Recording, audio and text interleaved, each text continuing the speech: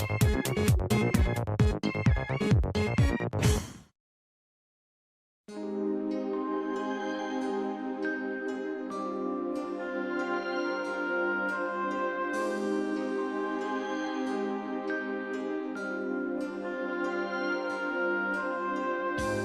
feel it's very hard to build up a sense of intriguing mystery when hyping up something new. With social media being at everyone's fingertips and everyone being able to say what they want with various degrees of a platform and reach to their words, a lot of stuff can easily be misrepresented and leaves people with the wrong impression. As a result, you have people who decide that their interpretations of your thing give it a bad reputation, and thus push a narrative that is not very good, and depending on the severity, it can lead to much more resentment or even hatred from those kinds of people. On the other end, you have people invested and excited for the thing, but for a much different reason than what was originally intended, and their influence within the developing fandom can lead to more discourse.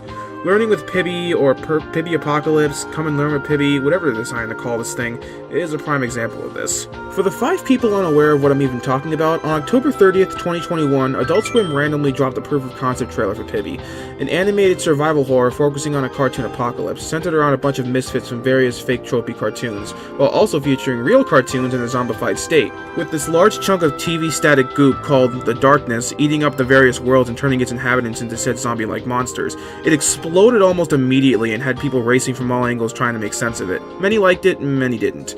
Fast forward to April 2022, after around 5 months of radio silence, and Adult Swim's annual April Fool's stunt brought this back for about 2 hours, along with a bunch of other promotional material thrown around. It was much more vague than the trailer, and if you have no knowledge of the original video, I'd imagine you'd be extremely lost and not really know what's going on. It was definitely a treat for people already invested in whatever Pibby is, getting to see another glimpse, but this stunt led to more conflict developing in its discussion, with a lot more people saying how they thought it looked like crap, and various other pointless discourse being thrown around on both angles. It wasn't fun. I wouldn't exactly call it super polarizing, as I feel there's much more vocal support out there than pushback, but there definitely has been a rift in the discussion, and I think it boils down to one simple thing: people don't get it. And not for nothing, that isn't exactly to the fault of either side. Adult Swim has been purposely vague about it because of the show's general nature. It makes sense to market it like this, but it kinda halts nuanced discussion about it because of how little is officially known. So a lot of people have simply made assumptions based on the little knowledge that's actually there. As someone who's very much into the idea and wants it to succeed, I want to make an attempt to set the record straight. I'm not going to be talking about anything fan-made, like story theories and whatnot, and this isn't one of those what is the real meaning of Pibby videos, but I will be theorizing about what exactly the show could be, and seems to be, going off of current knowledge, and how it can succeed, and trying to deflect some of the more assumption-based criticisms I've heard. You're gonna love it here. The quote-unquote trailer for Pibby that was released last year was a proof of concept more than anything else. According to various posts by the show's creator, Dodge Greenlee, the trailer was released as a way to gauge interest and see if it was anything worth going forward with. This makes a lot of sense, as even though in hindsight the show is something that can grab an audience, it makes sense that higher-ups would be unsure. It's a very bizarre concept on paper, and I'm kinda surprised it even got past the pitch. There's licensing and general corporate brand image shit that could've gotten in the way, but thankfully it didn't. But I don't blame Warner Media or whoever else is in charge to want to test the waters before going forward with anything substantial. I think at this point it's safe to say that the interest has been shown and it's clear that there's a massive audience for it, if the view count isn't anything to go by, along with the tons of people asking for a green light, so it worked in that regard.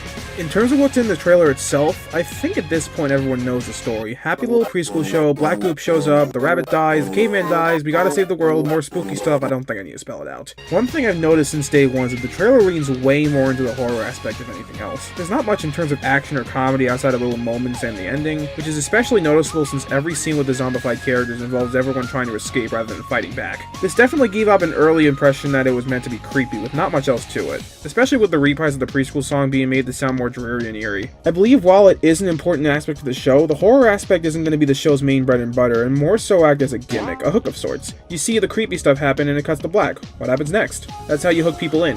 From what the descriptions and other bits of info we've heard of outside of this, I get the feeling the show's going to be more of an action show with horror elements, an animated survival horror pretty much. The horror is definitely going to be the selling point, but it isn't going to be the only focus, even if the trailer suggests otherwise. You need a good hook, and seeing a bunch of cartoon characters get mangled is a good one to raise eyebrows and get people to take a look.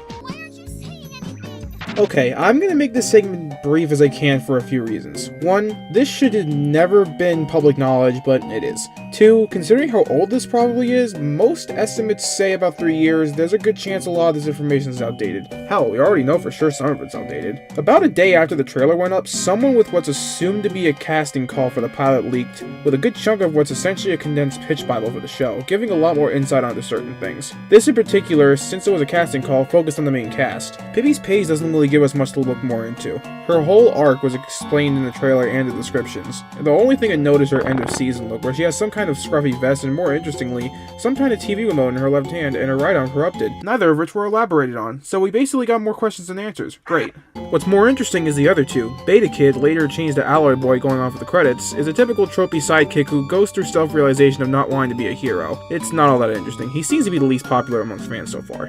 And Lyra, a mock Disney villain who later becomes a strong ally for Pibby. She's definitely the most popular, not for just, reasons, but because it's definitely an interesting arc to take for her, trying to settle her villainous instincts aside for the greater good, and potentially being a slightly bad motherly influence on Pibby. That seems to be a popular idea with fans that I am all for. There's no mention of other IPs being involved aside from the various animated programs bit in the text, but I assume that's because there's really no point in auditioning for characters that already have voice actors they could bring in on board if need be. There is one more character, but I think I'm gonna save it for the next segment since it kinda correlates. You'll see what I mean. How about a free ride? Oh, don't do that. Adult Swim's April Fools started off with the same intro from the trailer, only for it to cut out to Pibby and Bun Bun getting tossed into an episode of Rick and Morty. Then some other shit happens, things slowly corrupt, Morty dies for 5 seconds, Pibby and Bun Bun show up a few times more, and then Bun Bun gets corrupted and shifts to him spreading more of it, with Pibby on his tail, ending with the two separating. This kind of reignited the notion from the casting call that Bun Bun is meant to be the antagonist. The casting call was kind of vague about it and didn't explicitly state he was the villain. I think it's more that he's being used as some kind of semi-sentient vessel for the darkness to communicate with and manipulate. At least that's the vibes I got from it. Point being, he's kind of the centerpiece of the conflict, if that makes any sense. The night also shows some slight differences from the trailer. A slight remodel of Pibby with a darker blue tone and more outline. No, it isn't just shading. Pretty much every render that came from this depict her like this, and the darkness taking on a bit more of an Atari-like look, rather than being a pile of slimy goop like in the trailer, which makes more sense. It's easier to animate and drives the point more home that it's a TV static entity. I'm not sure if these changes are going to stick, but the fact that they were changes this slight at all gives me an idea there was more finalization done to the leading of the full show. After the broadcast, Adult Swim posted the full thing on YouTube, later corrupted the text, posted all the glitches together, then later added Pibby's name to the title. The short was put on HBO Max, then was removed a week later. The hub was changed to Pibby, which was also removed a week later. Changed their Twitter bio, which is still like this after 2 weeks. Posted this on their social medias, and they've been silent ever since. Oh, and there were a few billboards in California. Ha! Neat!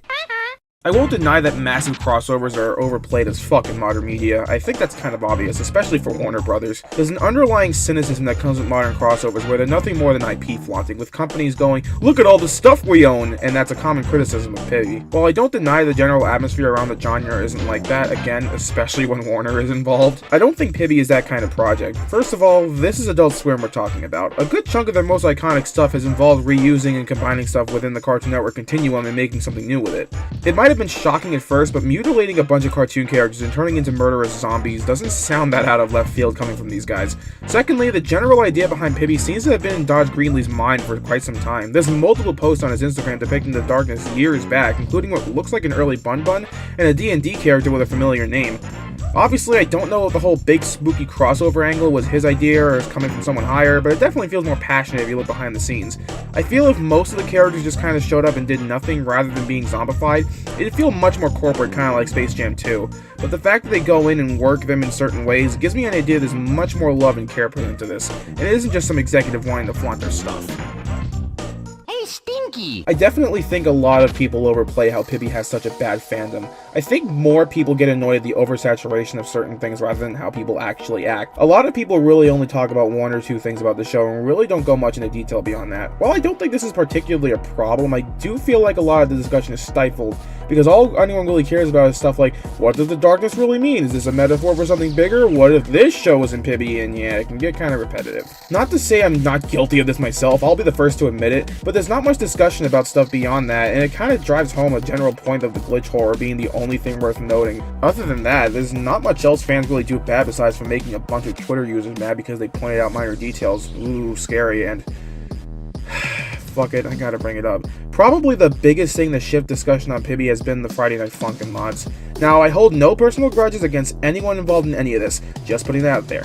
Not for nothing, I think some of them are actually really cool, and a lot of the songs are very catchy on their own. The problem isn't the mods themselves. Well, for the most part. Some of them kinda suck and are very low quality, I'll be honest. But even with the good ones, there's so goddamn much of it, it's insane. I've had a few friends in the Friday Night Funkin' community tell me they're just as, if not more, sick of Pibby's oversaturation within the modding scene as everyone else. And not for nothing, a bunch of Pibby fans are sick of it too. It's unfortunately ruined Pibby for a lot of people, and while I feel it's a weird overreaction, I can't 100% blame them. It's a lot. I hope this could give a better idea inside the mind of a Pibby fan who isn't totally insane, although that's up for a debate, and could give a better idea of what a lot of people see in Pibby. It's certainly not for everyone, but hopefully if the cards are played right, it could be something amazing. Let's just hope Adult Swim doesn't play the waiting game with us any longer, even though it's been 3 weeks.